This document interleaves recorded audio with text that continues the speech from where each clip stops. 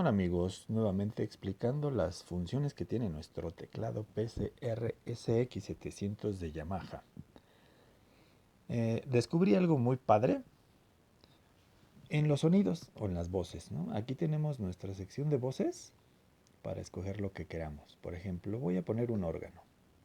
Ya presioné aquí el botón de los órganos y acá en la pantalla tengo varios tipos de órganos y tenemos varias pestañas. Ya cambié a la pestaña 2, pestaña 3, pestaña 4, pestaña 5 y aquí le doy a este porque tiene más pestañas todavía, la 6, la 7 y la 8, ¿ok?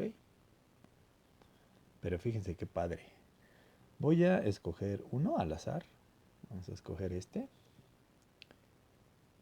¿ok?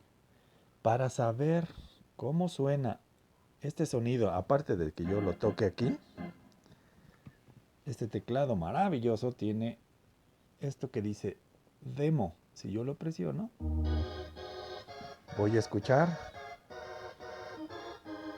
una demostración de ese sonido específico. ¿Ya vieron? Ahora vamos a escoger otro. Me voy a mover de pestaña. Vamos a poner este otro. Ok. Y vamos a subir al demo. Presiono el demo.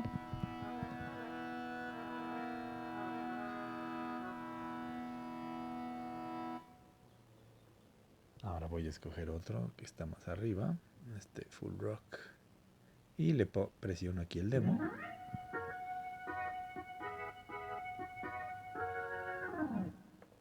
Ok, y lo mismo puedo hacer con cualquier otro instrumento. A ver, vamos a usar guitarras.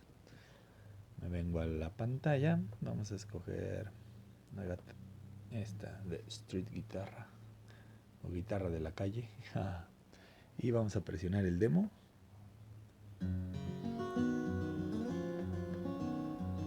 ¿Qué tal?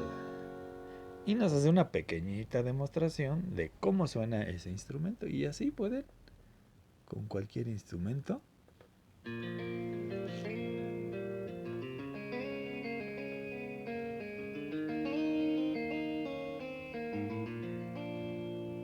¿Qué tal? ¿A poco no está padre? Así pueden escuchar una demostración de lo que hace cada instrumento.